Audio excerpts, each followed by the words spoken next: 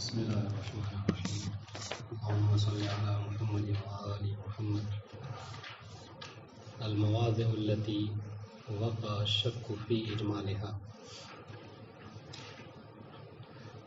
بحث جو مجمل اور مبین کی چل رہی تھی، اور اس سے پہلے تعریف مجمل و مبین بتایا، ٹھیک ہے، اور اسباب اجمال بتایا کہ کبھی کبھی جو اجمال ہوتا ہے لغت عرب میں اس کی کیا وجہ ہوتی ہے، ٹھیک ہے. آج جو بتا رہے ہیں کہ وہ مواضع یا وہ مقامات کہ جہاں پر اجمال کے بارے میں شک ہے، یعنی اختلاف ہے، اس کو کہہ سکتے ہیں آپ کہ اس میں اختلاف ہے. بعض علماء نے کہا کہ ان مقامات پہ اجمال پایا جاتا ہے، اور بعض نے کہا کہ اجمال نہیں پایا جاتا. یہ مسئلہ ہے. اب یہاں پہ یہی بات، یہ اس سے جو مثال ہے، اب آپ سے اگر یہ کہا جائے کہ آپ جو ہے وہ مجمل اور مبین کی تعریف کریں مع المثال، ٹھیک ہے، تو آپ مثال میں مجمل میں یہ جو بھی مثالیں ذکر کریں گے ان میں سے کسی کو مت لکھیے گا. کیوں؟ اس لیے کہ یہ وہ مواضع ہیں کہ جو مختلف ہی ہیں. ہاں جی جی نہیں بس مبین، ہاں یعنی مطلب بعض نے کہا کہ یہ مبین کی مثال ہے اور بعض نے کہا کہ یہ مجمل کی مثال ہے، تو اس لیے آپ مجمل کی یہ پکی مثال نہیں ہوگی. آپ پچھلے والی جو مثال میں پڑھے ہم لوگ اس میں آپ لکھ سکتے ہیں، کوئی بھی ایک مثال لکھ دیجیے، کوئی بھی مثال. لیکن یہ جو ہے نا، اس میں کیا ہے، وقع الشک فی اجمال ہے، یعنی وقع الاختلاف فی اجمال ہے. بعض نے کہا ہے کہ یہ مجمل ہے، بعض کہنے کہ نہیں یہ مبین ہے. ابھی دیکھیں بات آئے گی. بہرحال تو سب سے پہلی جو مثال انہوں نے ذکر کی ہے وہ ہے یہ جو قرآن مجید کی آیت مبارکہ ہے، والسارق والسارقۃ فاقطعوا ایدیہما. تو اس میں البتہ مصنف نے اس میں قبول نہیں کیا. مصنف کہتے ہیں کہ اس میں اجمال نہیں آیا، ٹھیک ہے. ہاں تو اگر آپ لکھیں تو یہ کہہ سکتے ہیں کہ عند المصنف تو یہ مبین کی مثال ہوگی، اجمال کی نہیں ہوگی. مصنف بہرحال یہ چونکہ اختلاف مصنف اس کو نقل کرنا چاہ رہے ہیں اور کہہ رہے کہ یہ علماء کا دستور رہا ہے کہ جی مصنف نے نہیں قبول کیا ہے اس کو. ابھی وہی بتانا چاہ رہے ہیں، یہ آج کب درس ہم لوگ کا یہی پڑھنا ہے. جی اب سنیے اس میں کیا ہے، کہہ رہے ہیں بعض لوگوں نے کہا، مصنف ذکر کر رہے ہیں کہ بعض لوگوں نے کہا یہ جو آیت مبارکہ ہے اس میں اجمال پایا جاتا ہے. کہا کیسے اجمال پایا جاتا ہے؟ کہا اس میں دو لفظ جو وارد ہوئے ہیں اس میں اجمال ہے. سب سے پہلا لفظ کیا ہے؟ قطع کا جو آیا ہے، ٹھیک ہے، قطع، اس کے اندر اجمال ہے. اور دوسرا کیا ہے؟ ید کا جو ہے، ٹھیک ہے. کیسے اجمال ہے؟ مصنف بتا رہے ہیں کہ قطع کا مسئلہ ہے تو قطع میں عربی میں قطع کا اطلاق، جو اجمال والے ہیں وہ کہہ رہے ہیں، ان کی دلیل یہ ہے کہ عربی زبان میں قطع کا اطلاق ابانہ اور فصل پر بھی ہوتا ہے، یعنی بالکل جدا کر دینا، فصل کر دینا ایک دوسرے، ٹھیک ہے. یعنی آپ نے کسی چیز کو قطع کیا مطلب کیا ہے؟ ایک دوسرے سے جدا کر دیا، الگ کر دیا، ٹھیک ہے. یہ ایک اطلاق ہے. اور قطع کا اطلاق کیا ہوتا ہے کہ اگر آپ کو معمولی چاقو سے یا چھری سے زخم لگ جائے تو اس کو بھی ہم کہتے ہیں کیا، یہ قطع ہو گیا، ٹھیک ہے. تو اب یہ جو آیت مبارکہ میں کہا جا رہا ہے کہ ان کے ہاتھ کو قطع کر دو، تو اب کہہ رہے ہیں کہ وہ مصنف نہیں، جن لوگوں نے اجمال کا دعویٰ کیا وہ کہہ رہے ہیں کہ یہاں پر اجمال اس اعتبار سے کہ ہمیں نہیں معلوم کہ ہمیں مطلب کاٹ کے نہیں اس کے ہاتھ کو بالکل الگ کر دینا ہے، فصل کرنا ہے، ابانہ کرنا ہے، یا پھر نہیں بلکہ اس کو صرف زخم لگانا ہے. اس اعتبار سے اجمال بس انشاءاللہ. تو یہ ایک لفظ قطع. کہا کہ دوسری دلیل، دوسری وجہ جو اس میں وہ ید کا لفظ وارد ہوا ہے، ٹھیک ہے. اور کہہ رہے ہیں کہ عربی زبان میں ید کا لفظ جو ہے وہ کیا ہے، آپ کو زانوں سے لے کر ہاتھ انگلیوں کے سرے تک اس پہ بھی اطلاق ہوتا ہے، ٹھیک ہے. کوہنی سے لے کر انگلیوں کے سرے تک اس کو بھی ید کہتے ہیں. کلائی سے لے کر انگلیوں کے سرے تک اس کو بھی ید کہتے ہیں. اور صرف جو ہے وہ انگلیوں کے سرے کو بھی ید کہتے ہیں. آپ مثال کے طور پہ کہتے ہیں تناول تو بیدی، مطلب آپ نے پورے ہاتھ سے تو نہیں کھایا جبکہ انگلیوں سے کھایا ہے نا، اپنے ہاتھ اپنی ہتھیلیوں سے کھایا ہے نا. لیکن اب اس میں بھی کیا کھاتے ہیں آپ، صرف انگلیوں سے. آپ کہتے ہیں تناول تو بے یدی، ید کا لفظ استعمال کرتے ہیں. تو سامنے والا کہہ رہا ہے کہ اجمال اس اعتبار سے ہے کہ وہ جو حکم دیا جا رہا ہے کہ ہاتھ کے کاٹنے کا، ہم کہاں سے ہاتھ کاٹیں؟ زانوں سے، اسے مثلا شانے سے ہاتھ کاٹیں، یا کوہنی سے، یا کلائی سے، یا صرف انگلیوں کو کاٹیں. اس اعتبار سے واضح انشاءاللہ. تو یہ البتہ مصنف اس کو قبول نہیں کیا، لیکن یہ ان لوگوں کا دعویٰ ہے کہ جنہوں نے کہا کہ اس آیت مبارکہ میں اجمال ہے، لفظ قطع اور لفظ ید. یہی تو کہہ رہے ہیں، یہ انہی کی دلیل ہے. مصنف کہتے ہیں کہ اجمال نہیں ہے اس میں. ہاں اب سنیے مصنف کی دلیل. مصنف نے کہا کہ آپ کہہ رہے ہیں کہ قط لفظ قط میں اجمال ہے. مصنف کہ نہیں، لفظ قط میں کوئی اجمال نہیں ہے. اگر قط کا آپ لغوی معنی اٹھا کر دیکھیں تو قط کا مطلب فصل کرنا ہے، جدا کر دینا ہے. ٹھیک. ہاں، اس کا اطلاق اگر عربی زبان میں کبھی کبھار اگر ہوتا ہے اس پر زخم لگانے کے اوپر، ہے نا، تو اس کو کیوں ہوتا ہے کہ وہ اس وجہ سے ہوتا ہے کہ چونکہ جب زخم بھی لگتا ہے تو انسان کا جو چمڑا ہوتا ہے وہ کیا ہوتا ہے، وہ دو حصوں میں بڑھ جاتا ہے، تقسیم ہو جاتا ہے نا. تو اس وجہ سے اس پر مسامحتاً مجازن جو کیا ہے اس کو وہ کیا گیا ہے، قط کا استعمال کیا ہے. ورنہ حقیقت یہ ہے کہ قط کا مطلب فصل اور ابانہ ہے، اس میں کوئی اختلاف نہیں ہے. اس اعتبار سے کیا ہو گیا، قط میں کوئی اجمال نہیں بلکہ مبین ہے. واضح ہو گیا. اور اب سمجھنا ہے کہ مصنف نے جن لوگوں نے دعویٰ کیا مصنف اس کو قبول نہیں کیا کہ قط میں کوئی اجمال نہیں ہے. رہی بات، جی کچھ کہہ رہے ہیں، رہی بات ید کی، کہا کہ آپ نے کہا کہ عیسائی مبارکہ میں جو ید فقطعوا بأیدیہما، یہ جو ید کا لفظ کا اس میں اجمال ہے. مصنف کہنے کہ نہیں، اگر دیکھا جائے تو ید کو دیکھا جائے تو ٹھیک ہے، ید میں ممکن ہے کہ اجمال ہو، لیکن مصنف نے کیا کہا، ابھی بالکل آخر میں ایک جملہ کہا تھا، آپ تو اس ہیڈنگ کے اوپر دیکھیں کیا کہا تھا، ثم المبین قد یکون فی نفسہ مبینا وقد یکون مبینا بکلام آخر یوضح المقصود. مصنف کہیں گے ٹھیک ہے، آپ کو ید نہیں سمجھ میں آ رہا ہے کہاں سے کاٹنا ہے، لیکن اگر ہم حدیث کا سہارا لے لیں، ٹھیک ہے، تو حدیث سے معصوم جو ہے وہ بڑھ کر سہارا دے گی کہ آپ کو ید سے یہاں پر کون سا ید مراد ہے اور کہاں سے کاٹنا ہے. اس سے جگہ سے یہ آیت جو کہ بالکل واضح ہو جائے گی. واضح. تو ہم نے کہا کہ مبین ضروری نہیں کہ صرف بنفس ہی ہو، بلکہ کبھی کہ مبین جو کیا ہے کسی قرینے کی وجہ سے بھی ہو جاتا. تو یہاں پر قرینے کے طور پر امام کی حدیث ہے، غالباً 8ویں امام کی حدیث ہے کہ جب پوچھا گیا ید کے بارے میں تو امام نے فرمایا کہ چونکہ پروردگار امام نے کہا کہ بس انگلیوں کو کاٹنا ہے. سامنے والے نے دلیل پوچھا کہ مولا ید کا مسئلہ ہے، آپ صرف انگلیوں کیوں کاٹنے حکم دے رہے؟ تو کہا چونکہ پروردگار عالم نے انسان پر نماز واجب کی اور وضو واجب ہے. ٹھیک ہے، اگر آپ اس کا ہاتھ کاٹ رہے ہیں تو پھر وہ وضو نہیں کر سکتا، تو آپ اس سے ایک واجب سے محروم نہیں کر سکتے، اس لیے امام نے فرمایا کہ صرف اس کی انگلی کاٹنی ہے. واضح انشاءاللہ. تو اس طریقے سے انہوں نے کہا تھا کہ ید اور قطع میں اجمال ہے. مصنف نے دونوں میں کہا کہ نہیں، دونوں میں دیکھا جائے تو دونوں مبین ہے. اس وجہ سے ہم کہیں گے کہ اس آیت مبارکہ میں کوئی اجمال نہیں بلکہ مبین ہے. واضح. تو اصل مسئلہ کیا تھا مصنف کا؟ اصل مسئلہ یہ تھا کہ ان موارد کو ذکر کرنا کہ جس میں اختلاف ہے، ان میں سب سے پہلا مورد یہ ہے. اس کے بعد اور بھی مورد ہیں انشاءاللہ، اس کو اس کے بعد پڑھیں گے، پہلے اس کو تطبیق کر لیتے ہیں. بات واضح ہے نہیں واضح آپ پر؟ فرمائیے. کہ لکل من المجمل والمبین امثلۃ من الآیات والروایات والکلام العربی لا حصر لها. کہ مجمل اور مبین دونوں کی آیات و روایات و عربی کلمات میں اتنی زیادہ مثالیں ہیں کہ اس کی کوئی حصر نہیں ہے، کوئی شمار نہیں کر سکتا، بے انتہا مثالیں ہیں. ولا تخفى على العارف بالکلام. اور کہہ رہے کہ یہ مجمل ہے یا مبین ہے، یہ خاص طور سے ان کے لیے کہ جو کلام عرب سے واقف ہیں، ان کی یہ چیز وقفی بھی نہیں ہے، وہ جانتے ہیں اچھی طرح سے کہ کون مجمل ہے اور کون مبین ہے. الا ان بعض المواضع قد وقع الشك في كونها مجملہ. لیکن ہاں بعض موارد ایسے ہیں، ٹھیک ہے، کہ جہاں بعض ایسے ہیں کہ جو مبین ہے، اس طریقے سے بعض ایسے ہیں کہ جن کا مجمل ہونا یقینی ہے، اس طریقے سے بعض موارد ایسے ہیں کہ جس میں شک ہے، اختلاف ہے کہ یہ مجمل ہے یا مبین ہے. واضح؟ یہ بات واضح ہے. ہاں جی. الا ان بعض المواضع قد وقع الشك في كونها کون المواضع، کہ وہ جو مواضع ہیں یہ مجمل کے ہیں یا مبین کے. ٹھیک ہے. والمتعارف عند الاصولین ان يذكر بعض الامثله من ذلك للشحذ الذهن والتمرين. ہاں متعارف عام طور سے اصولی جب مجمل و مبین کی بحث کرتے ہیں تو اصولی کیا کرتے ہیں، کچھ مثالوں کو ذکر کرتے ہیں تاکہ اس سے کیا ہو، ذہن جو طالب علم کا ہو وہ تیز ہو، تمرین کرے مجمل و مبین کی. اس وجہ سے ان کے ونحن نذكر بعضها اتباعا لهم ولا تخلو هذا لطلاب المبتدئين. مصنف کہنے کہ ہمیں بس طول نہیں دینا مقصد ہے، پر یہ کہ اس سے کیا ہوگا، آپ کو فائدہ ہوگا اگر ہم اس کو ذکر کریں گے. اور یہ چونکہ ہم نے یہ کتاب ہی رکھی ہے مبتدئین کے لیے، تو اس سے مبتدی طلباء کے فائدے کے لیے کیا ہوگا، ہم اس کو کچھ مثالوں کو ذکر کریں کہ جس میں اختلاف واقع ہوا ہے کہ یہ مثالیں مجمل کی ہیں یا مبین کی. سب سے پہلی مثال دے رہے ہیں، بسم اللہ الرحمن الرحیم، والسارق والسارقۃ فاقطعوا ایدیہما. ٹھیک ہے. فقد ذهب جماعۃ الی ان هذه الآیہ من المجمل المتشابہ. ٹھیک ہے. بعض اصولین نے یہ کہا کہ یہ آیت جو ہے وہ مجمل اور متشابہ کی مثال ہے. متشابہ مجمل کی بات ہے. ہاں اب اس میں مجمل کی کیا وجہ ہے، تو کہہ رہے ہیں مجمل دو وجہ سے. اما من جہت لفظ القط، یا تو لفظ قط کی وجہ سے اجمال ہے. کیوں؟ بے اعتبار انہ یطلق علی الابانہ و یطلق علی الجر. ٹھیک ہے. کیوں؟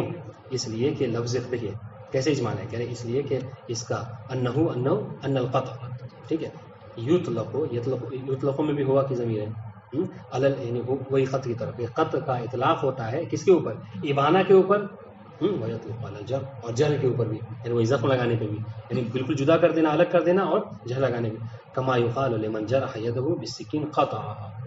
ٹھیک ہے واضح انشاءاللہ. اگر کسی کو زخم لگایا تو کہتے ہیں ہم نے اس کا ہاتھ کاٹ دیا. ابانہ یعنی وہی جدا کر دینا، بین کر دینا، فصل کر دینا. کما یقال لمن ابانہا کذالک، جس طریقے سے اگر کسی جدا کر دیتے ہیں، الگ کر دیتے ہیں، تو بھی آپ کیا کہتے ہیں کہ میں نے اسے ہاتھ کاٹ دیا، اور زخم لگانے تو بھی کہتے ہیں ہاتھ کاٹ دیا. ٹھیک ہے، قطع کا لفظ دونوں صورتوں میں آپ استعمال کرتے ہیں. تو اب یہاں پہ اجمال کیسے ہے؟ اجمال اس طریقے سے ہے کہ ہمیں نہیں معلوم کہ پروردگار یہ جو حکم دے رہا ہے کہ فقطعوا، تو ہم یہاں پہ قط سے کیا کریں؟ اسے زخم لگائیں چور کو، یا نہیں اس کے ہاتھ کو بالکل جدا کر دیں. اس طریقے سے اجمال ہے. واضح؟ یہی تو اجمال ہوا نا. کیوں اجمال کیا ہے؟ ما لم تتضح دلالتہ. تو یہاں پہ اس آیت کی دلالت واضح نہیں ہے کہ ہم اس کو زخم لگانا مراد ہے یا قطع کرنا. تو یہ وَإِمَّا مِن جہت، یہ عطف ہے کس کے اوپر؟ اما من جہت اولا کے اوپر. ہاں کہ یا تو جہت اس طرح سے اجمال پایا جاتا ہے، یا پھر اس وجہ سے کہ من ید لفظ الید، یہ جو آیہ کریمہ میں ید کا لفظ استعمال ہوا ہے، بے اعتبار ان الید تطلق علی العضو المعروف کلہ. اس لیے کہ ایک تو مشہور اطلاق کیا ہے ید کا، کہ پورا جو مکمل شانے سے لے کر جو ہے وہ انگلیوں کے سرے تک اسے ہاتھ کہتے ہیں. ٹھیک ہے، ید. تو ایک تو یہ معروف اطلاق ہے. دوسرا وعلی الکف الی اصول اصابع، اس طریقے سے کیا ہے، کف سے لے کر، ہتھیلیوں سے لے کر، کلائی سے لے کر کیا ہے انگلیوں کے سرے تک بھی ید کہتے ہیں. اس طریقے سے تیسرا اطلاق وعلی العضو الی الذنب. ٹھیک ہے، یعنی اس پہ بھی کہتے ہیں، یعنی کلائی تک کے، کلائی سے لے کر انگلیوں تک کے. ٹھیک ہے، وَإِلَى الْمِرْفَقِ بھی، اور کہہ رہے کہ یہ کیا مطلب کوہنی سے لے کر بھی انگلیوں کے سرے تک، اس پر بھی اس کا اطلاق ہوتا ہے. تو اب دیکھیے اتنے تقریباً کم سے کم 4 اطلاقات ہیں، اور آپ کو کہا جا رہا ہے کہ اس کے ہاتھ کو قطع کر دیں. اب ہاتھ سے کیا مراد ہے؟ کہاں سے آپ کو وہ حکم بجانا ہے؟ فَيُقَالُ مَثَلًا تَنَاوَلْتُ بِيَدِي. ٹھیک ہے، کہا جاتا ہے کہ میں نے اپنے ہاتھ سے کھایا. وَإِنَّمَا تَنَاوَلَ بِالْكَفِّ، جبکہ انسان کیا کرتا ہے؟ اپنے ہتھیلی سے کھاتا ہے. بلکہ ہتھیلی سے بھی نہیں، بل بالانامل فقط، بلکہ انسان صرف اپنی انگلیوں سے کھاتا ہے. کیونکہ اس کے لیے کیا کہتا ہے؟ تناب بید کا لفظ استعمال. تو اس طریقے سے ید میں اجمال ہے. والحق انہا من ناحیت لفظ القط لیست مجمل. تو دیکھیے اب یہاں سے یہ تو کیا تھا دوسروں کا نظریہ. مصنف نے کیا اختیار کیا؟ مصنف کہہ رہے ہیں کہ جہاں تک لفظ قط کے اعتبار سے جو آپ نے کہا کہ اجمال پایا جاتا ہے، مصنف کہہ رہے ہیں کہ جہاں تک قط کا مسئلہ ہے، میرا یہ ماننا ہے کہ قط میں کوئی اجمال نہیں ہے. ٹھیک ہے، کیوں؟ لأن المتبادر من لفظ القط هو الإبانة والفصل. اس لیے کہ لفظ قط کو سن کر جو آپ کا ذہن تبادر کرتا ہے، اس کا جو معنی حقیقت، تبادر علامت حقیقت ہے نا، اس کا آپ جو معنی حقیقت تبادر کرتا ہے وہ کیا؟ ابانہ اور فصل کے معنی میں استعمال ہوتا ہے. ہاں تو پھر اب یہاں سوال یہ کہ بھائی ہم نے تو دیکھا ہے کہ قط کا اطلاق جرح پہ بھی ہوتا ہے. تو کہتے ہیں وَإِذَا أُطْلِقَ عَلَى الْجَرْحِ فَبِاعْتِبَارِ أَنَّهُ أَبَانَ قِسْمٌ مِّنَ الْيَدِ. ہاں تو اب کہہ رہے کہ جرح کے اوپر قطع کا اطلاق کیوں ہوتا ہے؟ کہا اس وجہ سے کہ چونکہ جب جرح ہو یعنی زخم لگتا ہے تو انسان کیا کرتا ہے؟ تھوڑا سا ہاتھ بہرحال انسان کا کٹتا ہے. ٹھیک ہے، تو اس سے مجھے پتا نا مناسبت الحکم کی وجہ سے کیا کہتے ہیں، یعنی چونکہ جز کٹا اس وجہ سے کل کی طرف نسبت دے دی جاتی ہے. کیوں؟ اعتبار دیکھیے یعنی یہاں پہ بھی ہے، یعنی آپ نے ابانہ کا معنی کیا، یہاں پر جرح میں بھی تھوڑا سا ابانہ ہے. پورا ابانہ نہیں، پورے طور پر الگ نہیں کیا، لیکن بہرحال یعنی ہاتھ کا کچھ حصہ جو کیا ہے وہ اس پر ابانہ کا اطلاق ہوتا ہے. تو اس تو کیا کہیں فتکون المسامحۃ فی اللفظیت. تو اس طریقے سے کیا ہے آپ نے لفظیت کو اس میں مجازن اس میں استعمال کیا ہے عند وجود القرینہ، لیکن البتہ یہ کب ہے؟ جب قرینہ موجود ہو. واضح؟ تو مطلب کیا اب تک مصنف یہ کہنا چاہ رہے ہیں کہ لفظیت کا جو معنی حقیقی ہے وہ ابانہ اور فصل ہے. ٹھیک ہے، جرح میں مجازن استعمال ہوتا ہے. لا ان القطع استعمل فی مفہوم الجرح. اس نہیں، یہ نہیں ہے کہ قطع جو ہے وہ جرح کے مفہوم میں استعمال ہوا ہے علی الحقیقت، نہیں، ایسا نہیں. فیکون المراد فی المثال من الید بعض. تو اس سے کیا ہوگا؟ تو اس سے مراد یہ ہوگا جو مثال دی ہے، یعنی فقط و بیدیہم میں کیا ہے مثال کیا ہے بعض الید کو مراد لے گیا ٹھیک ہے کما تقول تناولت بیدی وفی الحقیقہ انما تناولت ببعضها تو یہ رہا مسئلہ ختم. اب آئیے وَأَمَّا مِن نَاحِيَةِ الْيَدِ یہ جو کہا گیا کہ ید کے اعتبار سے بھی اس میں اجمال ہے وہ کہہ رہے ہیں کہ جہاں تک ید کا مسئلہ ہے فَإِنَّ الظَّاهِرَ أَنَّ اللَّفْظَ لَوْ خُلِّيَ وَنَفْسَهُ يُسْتَفَادُ مِنْهُ إِرَادَةُ تَمَامُ الْعَزْمِ الْمَخْصُوص. ٹھیک ہے کہہ رہے ہیں کہ اگر لفظ کو بما ہوا لفظیت کو بما ہوا لفظیت اگر آپ چھوڑ دیں ہے نا اس کو کوئی قرینہ نہ لائیں کوئی دلیل نہ قائم کریں تو کیا ہے اس کا جو اطلاق ہوتا ہے وہ تمام عزم ہوتا ہے نشانے سے لے کر جو انگلیوں کے سلے تک. لیکن ہاں تو پھر تو اجمال کیسے کہہ رہے ہیں اس میں تو پھر مبین کیسے ہو گیا کہہ رہے وَلَٰكِنَّهُ غَيْرُ مُرَادٌ يَقِينًا فِي الْآيَةِ لیکن یہ کہ اس آیہ کریمہ میں شانے سے لے کر انگلیوں کے سرے تک کا جو ہے جو عزو مخصوص ہے کہ یہ مراد یہاں پر یقیناً نہیں ہے. ہم یقین کے ساتھ یہ کہہ سکتے ہیں کہ اس آیہ کریمہ میں جو کاٹنے کا حکم ہے وہ اس عزو مخصوص کے کاٹنے کا حکم نہیں ہے جو کہ مشہور ہے. فَيَتَرَدَّدُ بَيْنَ الْمَرَاتِبِ الْعَدِيدَةِ مِنَ الْأَعْصَابِ إِلَى الْمَرَافِقِ لأنه بعد فرض عدم ارادہ تمام العزو لم تكن ظاہرة في واحدة من هذه المراتب. ہاں تو اب کیا کہہ رہے ہیں اب کہہ رہے ہیں کہ جب یہ طے ہو گیا جب آپ کو یہ یقین ہو گیا کہ آپ کو عزو مخصوص یعنی مکمل شانے سے لے کر ہاتھ کو نہیں کاٹنا ہے تو اب اس کی بقیہ اور 3 اطلاقات ہیں کوہنی سے لے کر انگلیوں کے سرے تک ہے نا ہاں ہتھیلی سے کوہنی سے لے کر کلائی سے لے کر جو ہے آپ کے سرے تک خود انگلیوں کے اوپر کہ یہ اب اتنے یعنی 3 مراتب ہیں تینوں میں سے کس پر اطلاق ہے کئی طریقے سے اجمال پایا جاتا ہے نا بات سمجھ آ رہی کہا کہ جو عزو مقصود جو اس کا حقیقی معنی ہے جو مشہور ہے وہ مراد نہیں ہے یقیناً. اب 3 مرتبے ہیں یا تو کوہنی سے لے کر سرے تک ہو ٹھیک ہے یا کلائی سے لے کر یا صرف انگلیاں مراد ہو ان میں سے کون ہے کئی طریقے سے اجمال ہے لیکن پھر مصنف کہہ رہے یہ بھی دور ہو جائے گا کیسے دیکھیے فَيَتَرَدَّدُ الْمَرَاتِبُ الْعَدِيدَةَ مِنَ الْأَعْصَابِ إِلَى الْمَرَافِقِ ٹھیک ہے اس طریقے سے کیا ہے یہ ان 3 حصوں میں کیا ہے متردد ہے امر کہ آپ ید سے ان تینوں میں سے کسی ایک کو مراد دیجیے. لأنه بعد فرض عدم ارادہ تمام العزم جب یہ آپ نے فرض کر لیا کہ تمام عزم مراد نہیں ہے مکمل ہاتھ آپ کو نہیں کاٹنا ہے تو لم تکن ظاہرۃ فی واحد من هذه المراتب تو اب جب مکمل کو نہیں کاٹنا تو آپ یقین کے طور پر یہ نہیں کہہ سکتے کہ صرف کوہنی سے لے کر انگلیوں تک مراد ہے نہیں کہہ سکتے. آپ کہیں گے کہ کوہنی سے لے کر انگلی سرے تک ہم کہیں گے نہیں صرف انگلیاں مراد ہیں سمجھ رہے ہیں تو یہ امر جو ہے ظاہر نہیں ہے. فتكون الآية مجملة في نفسها من هذه الناحية تو اگر اس جہت سے آپ کہہ رہے ہیں اجمال ہے تو مصنف کہہ رہے ہیں کہ ہاں ہم اسے تسلیم کریں کہ اس جہت سے یہ جو 3 یعنی مکمل عزو کو چھوڑ کر ان تینوں میں اگر جو مراتب میں جو متعدد ہے امر اس حوالے سے یہاں پر اجمال پایا جاتا ہے. لیکن کہہ رہے ہیں آگے بڑھا کے آگے کہ وَإِنْ كَانَتْ مُبَيِّنَةً بِالْأَحَادِيثِ عَنْ أَهْلِ الْبَيْتِ لیکن جب ہم احادیث اہل بیت علیہ السلام کو دیکھتے ہیں تو اس میں یہ بھی اجمال جو ہوتا ہے وہ ختم ہو جاتا ہے. الکاشفۃ عن ارادۃ الخط من وصول الاصابع جس میں صاف طور پر یہ احادیث مبارک ہوا ہے کہ انگلیوں کی جڑ سے کیا ہے اس کو ہاتھ کو کاٹنے کا حکم دیا گیا ہے واضح انشاءاللہ. تو یہ بہرحال ایک مثال تھی کہ جس میں اختلاف ہے کہ یہ مجمل ہے یا مبین ہے. اسی طریقے سے ایک اور مثال جس کی بات جو ہے بہرحال کل ختم ہوگی آج اس کو شروع کرتے ہیں.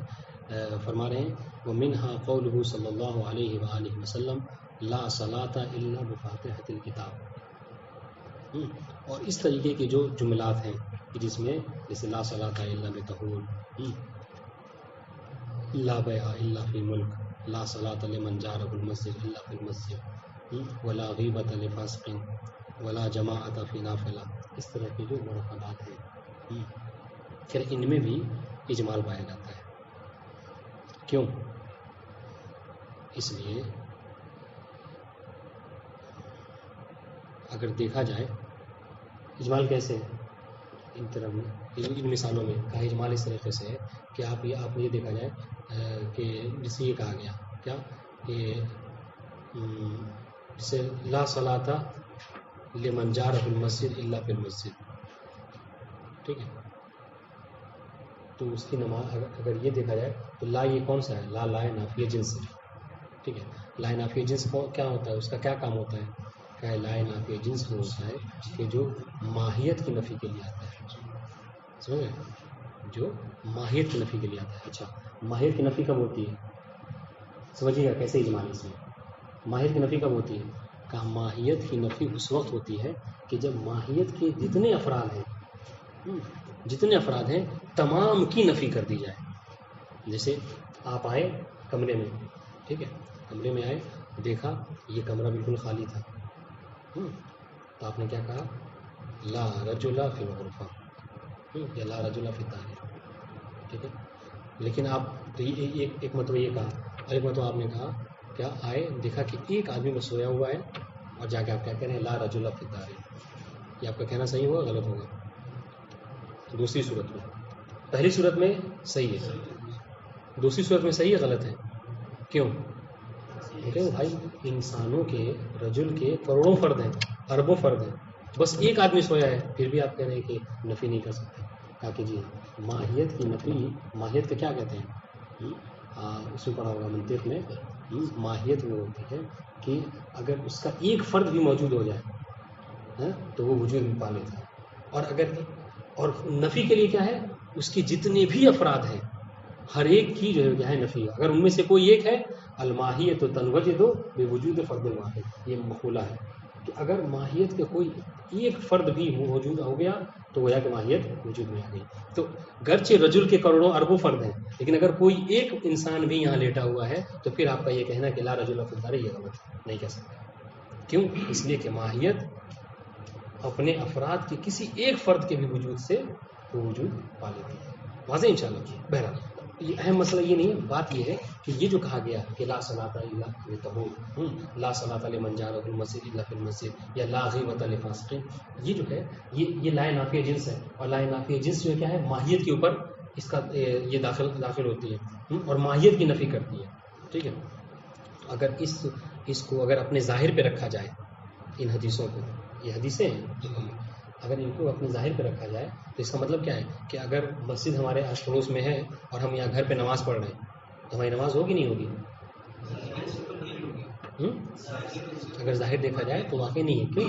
اس لیے صاف طور سے منع کیا جا رہا ہے. لیکن پھر بھی ہم دیکھتے ہیں کہ اجماع فقہا ہے, سب کے سب کہتے ہیں کہ اگر گھر سے مسجد پڑوس میں ہے لیکن پھر بھی اگر گھر پہ نماز پڑھ رہا ہے تو اس کی نماز جو ہے صحیح ہے. ٹھیک ہے,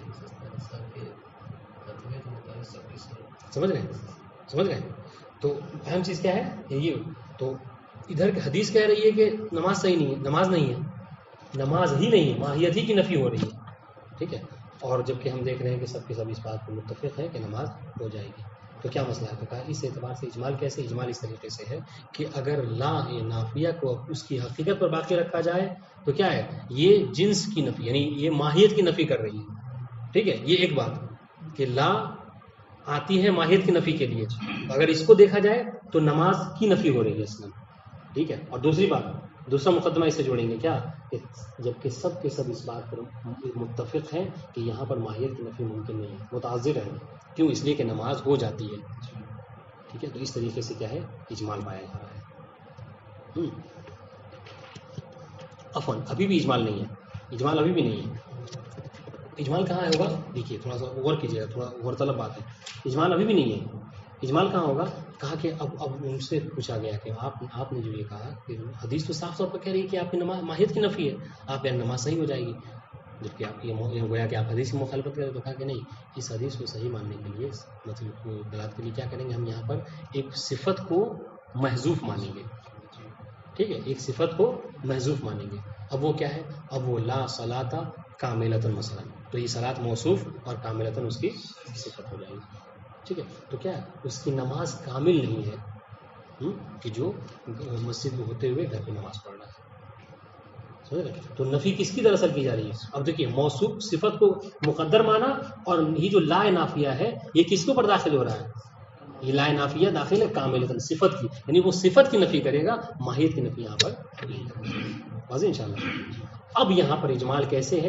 اجمال یہاں پر اس لیے اس طریقے سے ہے کہ بھائی یہاں پر آپ کہیں گے کہ کاملتاً, ہم کہیں گے صحیحتاً, کیونکہ یہاں پر کیا ہے, کئی چیزیں ہیں, فضیلتاً, کاملتاً, صحتاً, یہ سب کو آپ نفی, آپ جو کیا ان سب کو مقدر مان سکتے ہیں. تو اب اجمال کیسے ہے؟ آپ نے کہا کہ لا صلاۃ صحیحتاً, ٹھیک ہے, ہم نے کہا لا صلاۃ کاملتاً, کسی نے اور نے کہا کہ لا صلاۃ فضیلتاً, لا صلاۃ فائدتاً. اس طرح کی جو مطلب عمومات ہیں جس کو آپ فرض کر سکتے ہیں, آپ نے فرض کیا. تو اس طرح سے اجمال پایا جاتا ہے. واضح انشاءاللہ. واضح انشاءاللہ اجمال کیسے ہے.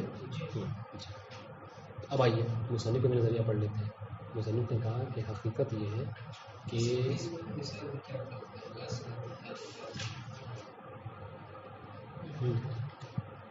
لا صلاۃ کاملۃ الا بفاتحۃ الکتاب یا لا صلاۃ صحیحۃ الا بفاتحۃ الکتاب. کیونکہ کہتے ہیں کہ اگر کوئی سورہ الحمد پڑھے تو نماز ہی باطل ہے.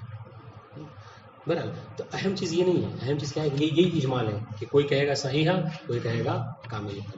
مصنف نے کیا کہا؟ مصنف کہنے حقیقت یہ ہے کہ اگر غور کیا جائے تو یہاں پر بھی اجمال نہیں ہے. اجمال یہاں پر بھی نہیں ہے. کیسے کہا؟ یہ کہ دیکھیے ظرف کی دو قسمیں ہوتی ہیں. ظرف کبھی مستقر ہوتا ہے اور ظرف کبھی لغو ہوتا ہے. ظرف مستقر کسے کہتے ہیں؟ ظرف مستقر یعنی جو آپ متعلق کرتے ہیں، یعنی کہہ رہے کہ اگر وہ جو متعلق آپ محذوف مان رہے ہیں، اگر وہ محذوف جار و مجرور میں یا ظرف مظروف میں آپ کوئی متعلق مانتے ہیں، اگر وہ متعلق الفاظ عموم میں سے ہے تو اس کو ظرف مستقر کہتے ہیں. اور اگر وہ جو متعلق ہے وہ الفاظ عموم میں سے نہیں ہے بلکہ کیا ہے، خاص کوئی لفظ ہے، تو اس کو کیا کہتے ہیں؟ ظرف لغو کہتے ہیں. اب ظرف مستقر کیا ہے؟ یعنی یہ کہ اگر آپ نے جو محذوف مانا ہے وہ موجودن مان لیا، ثابتن مان لیا، کائنن مان لیا، تو یہ وہ عموم الفاظ ہیں کہ جب بھی مبتدا خبر اور خبر جار مجرور ہوتی ہے تو متعلق کرتے ہیں آپ. تو کیا کہتے ہیں کہ اگر متعلق آپ الفاظ عموم میں سے ان کو فرض کر رہے ہیں آپ، تو اس کو ہم کیا کہتے ہیں؟ ظرف مستقر. تو مصنف نے کیا کہا؟ مصنف نے کہا کہ یہ اجمال ایک وجہ سے دور ہو سکتا ہے. وہ کیسے؟ کہ ہم جو محذوف مان رہے ہیں، جو موصوف نے کہا کہ صفت کو محذوف مان رہے ہیں، مقدر مان رہے ہیں، ہم کیا کریں؟ وہ جو صفت کو آپ مقدر مان رہے ہیں، محذوف مان رہے ہیں، ہم الفاظ عموم میں سے کسی ایک کو تسلیم کر لیں، فرض کر لیں. ٹھیک ہے؟ اور جب الفاظ عموم میں سے کسی ایک کو مقدر مان لیا تو یہ جتنے اختلافات ہیں، کوئی کہہ رہا ہے صحیحتاً، کوئی کہہ رہا ہے فائدتاً، کوئی کہہ رہا ہے کاملتاً، یہ سب کے سب جو کیا ہے کے لیے ایک جامع ہو جائے گا، کیا؟ وہ الفاظ عموم. تو اس طریقے سے کیا ہے، اس موجودتاً میں مثلا یا ثابتن میں یہ سب کے سب جو کیا ہے داخل ہو جائیں گے. اس طریقے سے کیا ہے کوئی اجمال نہیں رہ جائے گا بلکہ مبین ہو جائے گا. پتہ نہیں واضح ہوا یا نہیں واضح ہوا؟ واضح ہوا انشاءاللہ. اصل مسئلہ دیکھیے، اگر ہم اس کو اور زیادہ جو شارٹ میں بتانا چاہیں تو اس طریقے سے بتا سکتے ہیں کہ اس طرح کی حدیثوں میں جو اجمال ہے، ہم نے کہا کہ مقدر کے اعتبار سے اجمال ہے. دیکھیے بالکل بس ایک لائن میں بتا رہے ہیں کیا مصنف نے کہا ہے اور کیا ان لوگوں نے کہا. جو کہتے ہیں کہ اجمال ہے وہ کہتے ہیں کہ کیونکہ مقدر میں اجمال ہے، کہ مقدر آپ کہیں گے صحیحتاً، کوئی کہے گا کاملتاً، کوئی کچھ کہے گا، تو یہ اجمال ہے. ٹھیک ہے؟ مصنف نے کیا کہا؟ ہم اجمال کو دور کر رہے ہیں. کیسے؟ کہ ہم ایک جامع کو فرض کر رہے ہیں. ٹھیک ہے؟ اور اس جامع کے تحت یہ سب کے سب جتنے بھی ہیں وہ داخل ہو جائیں گے، کیونکہ الفاظ عموم کہتے ہیں اسے ہے کہ جو سب کو وہ کر لے، اپنے اندر داخل کر لے. ٹھیک ہے؟ تو جب آپ نے مقدر اس جامع کو فرض کر لیا تو اس طریقے سے اجمال نہیں رہا بلکہ وہ تفصیل. چونکہ آپ کو اجمال کیوں اور لگ رہا تھا کہ آپ کچھ اور لفظ کہہ رہے تھے، فلاں کچھ اور لفظ کہہ رہا تھا نا، تو آپ نے کیا کیا؟ ایک جامع فرض کر لیا تو جو بھی کہے گا اس جامع کے اندر وہ سب داخل ہو جائیں گے. اس وجہ سے کوئی اجمال نہیں ہے بلکہ سب کے سب مبین ہو جائیں گے. واضح انشاءاللہ. عبارت پڑھیں گے تو بات زیادہ واضح ہوگی.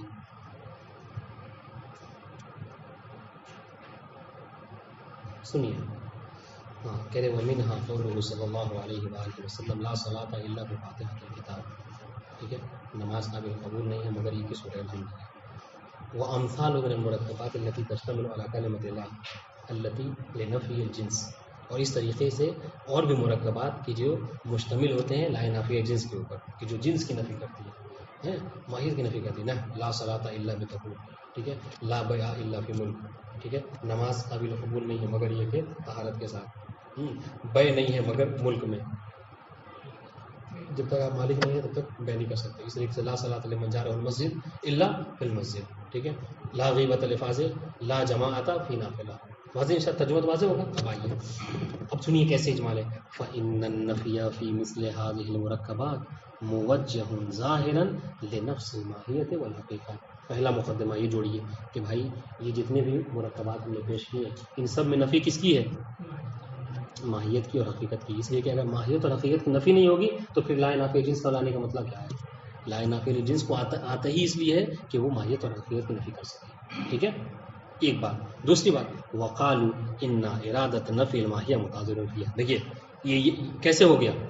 آپ نے کہا لا نافی جنس آتا ہی ہے کس کے لیے؟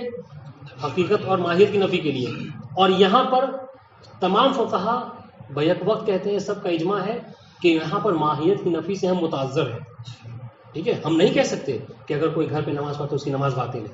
سب کا فتویٰ ہے. بات واضح ہے؟ فلا. تو اب یہاں پر کیا حل ہو؟ حدیث کہہ رہی ہے کہ نماز نہیں ہے قابل قبول، ہاں، فقہا کہہ رہے ہیں کہ نماز قابل قبول. کیا مسئلہ ہے؟ کیسے حل کریں؟ فلا بد ان يقدر بطریق المجاز وصف للماہیت هو المنفی حقیقتا.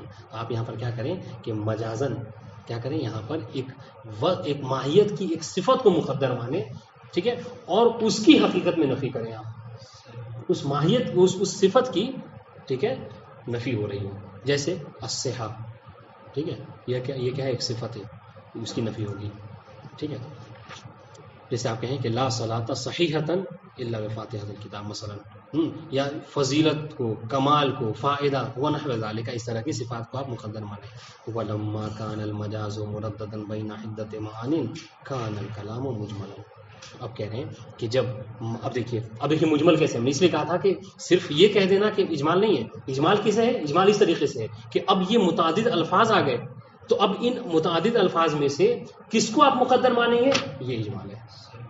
وَلَمَّا كَانَ الْمَجَازُ مُرَدَّدًا بَيْنَ عِدَّةِ مَعَانٍ، کہ صحت کا معنی لیں، کمال کا معنی لیں، فضیلت کا معنی لیں، کس کو لیں؟ کان الکلام مجمل. اس طریقے سے کلام کیا ہے؟ یہ مجمل ہو گیا. اچھا، ولا قرینۃ فی نفس اللفظ تعین واحدا منها. ہاں، اور کہنے کہ چونکہ مجاز ہے اور مجاز محتاج قرینہ ہے، تو یہاں پر کوئی ایسا قرینہ بھی موجود نہیں ہے کہ جو یہ کہہ سکے کہ یہاں پر کوئی مثلا فضیلت مخفی ہے یا کمال مخفی، یہاں پر کوئی ایسا قرینہ بھی نہیں ہے. فإن نفی الصحہ، ہاں، اب کوئی یہ کہے کہ نہیں یہاں پر ہم صحت کو وہ کریں گے، مقدر مانیں گے، تو ہم کہیں گے بھائی آپ صحت کو کیوں مقدر ہیں؟ فإن نفی الصحہ لیس بأولی من نفی الکمال او الفضیلہ. صحت میں کوئی چار چاند نہیں لگا ہوا ہے کہ آپ صحت کی نفی کر دیں اور ہم کہیں کمال تو آپ کو منع مانیں. ٹھیک ہے، تو جہاں صحت کی نفی ہو سکتی ہے وہاں کمال اور فضیلت کی بھی نفی ہو سکتی ہے. تو اس طرح سے اجمال ہے. جیسے وہاں پہ کیا اجمال تھا کہ قطع سے آپ کیا مراد لیں؟ جرح مراد لیں یا ابانہ اور فصل مراد لیں. اس طریقے سے یہاں پر کمال کو مراد لیں یا صحت مراد لیں، یہ اجمال ہے. ولا نفی الکمال بأولی من نفی الفائدہ مثلا. ٹھیک، اس طریقے سے یہاں پہ یہ بھی ہے کہ آپ یعنی کمال کی نفی کرنا یہ اولا نہیں ہے کس سے؟ فائدے کی نفی کرنے سے، بلکہ دونوں اس میں مساوی ہیں. ٹھیک ہے، تو کسی ایک کو ترجیح دینے کے لیے کوئی مرجح ہونا ضروری ہے. واضح انشاءاللہ. تو یہ اجمال ہے. وَأَجَابَ بَعْضُهُمْ بِأَنَّ هَذَا إِنَّمَا يُتِمُّ إِذَا كَانَتْ أَلْفَاظُ الْعِبَادَاتِ وَالْمُعَامَلَاتِ مَوْضُوعَةً لِلْعَامِ فَلَا يُمْكِنُ فِيهَا نَفْيُ الْحَقِيقَةِ. اب یہاں پر وہ بات آ گئی، پتہ نہیں پڑھا ہے نہیں پڑھا آپ لوگوں نے. اس سے پہلے جو مادہ لجنہ تھا اس میں یہ بحث گزری ہے دلالت نہی علی الفساد میں. ہاں، یہ مسئلے میں یہ بات ہے کہ الفاظ عبادات جو وضع کیے گئے ہیں یہ صحیح کے لیے یا عام کے لیے. نہیں پڑھی؟ سنیے کیا ہے مطلب. یہ الفاظ عبادات آیا یہ وضع ہے صحیح کے لیے یا عام کے لیے؟ کیا مطلب؟ اگر آپ نے سب سے پہلے تو یہ الفاظ عبادات و معاملات کیا ہے؟ یہ کون سے الفاظ ہیں؟ الفاظ عبادات اور معاملات یہ کون سے الفاظ ہیں؟ کہا الفاظ عبادات اور معاملات وہ الفاظ ہیں کہ جو شریعت اسلامیہ مقدسہ کے آنے سے پہلے بھی عرب میں موجود تھے. ٹھیک ہے، موجود ہے، ایسی بات نہیں ہے کہ صلاۃ کا لفظ ہے وہ جب اسلام آیا تو ہی وجود میں آیا، نہیں، اس سے پہلے بھی لفظ صلاۃ موجود ہے.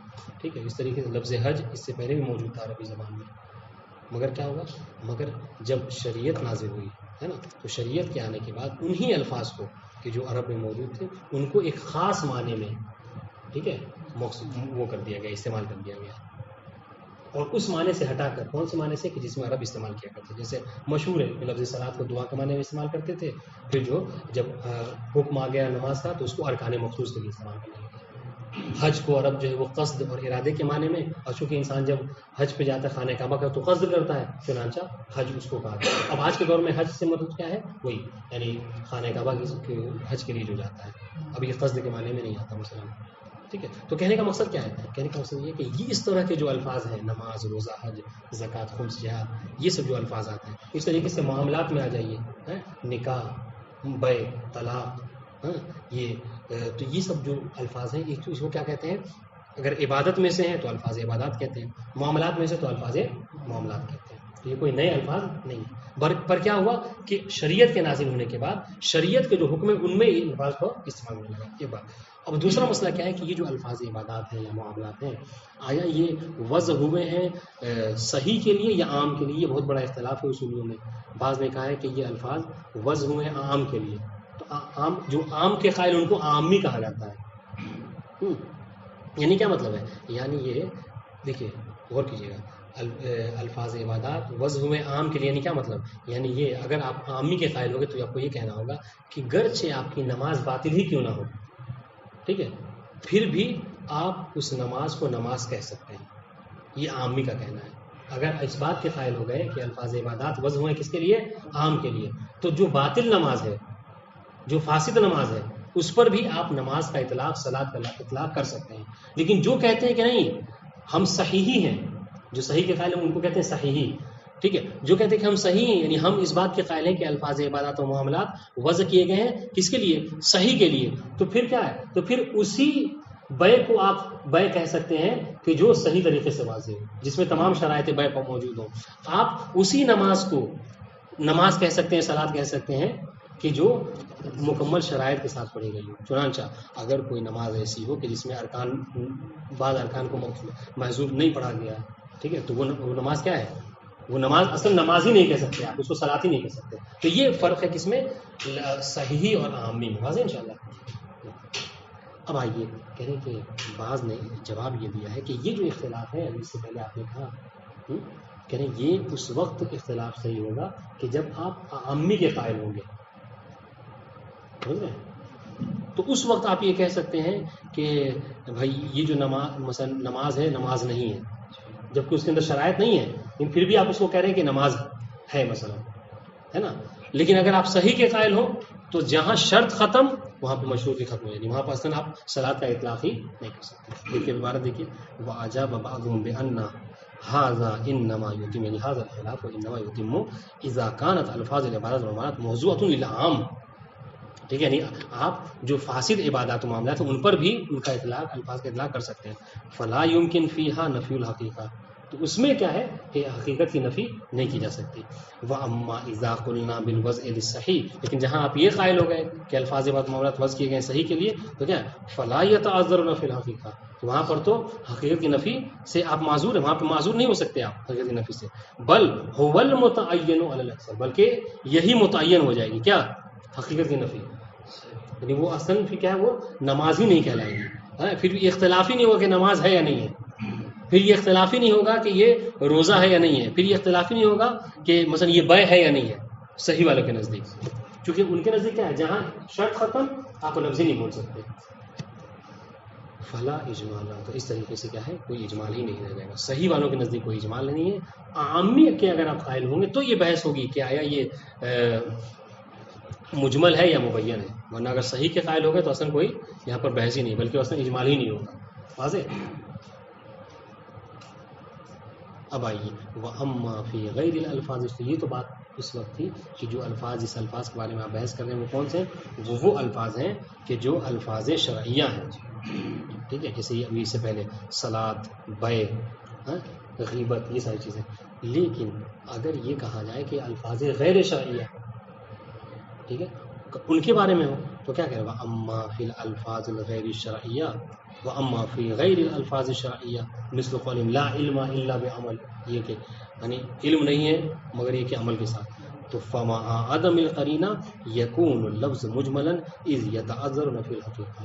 تو کہہ رہے کہ اگر یہاں پر قرینہ نہ ہو، کس بات کے اوپر؟ اس بات کے اوپر کہ یہاں پر جو نفی کی جا رہی ہے کس چیز کی نفی کی جا رہی ہے، تو یہ کلام مجمل ہو جائے گا اگر قرینہ نہ ہو. کیوں؟ اس لیے کہ یہاں پر کس کی نفی کی جا رہی ہے؟ لا علم، یعنی حقیقت ماہیت کی نفی کی جا رہی ہے، یا یہاں پہ آپ کس کی نفی کر رہے ہیں؟ موصوف صفت کو محذوف مانے کون سی صفت؟ لا علم نافع، لا علم مفید، یا کیا مثلا اس طریقے سے آپ کیا یہاں پر مقدر مانے؟ اس طریقے سے یہاں پر اجماع ہے.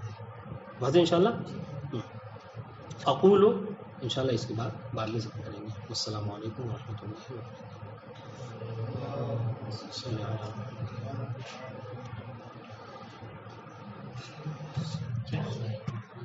وبرکاتہ.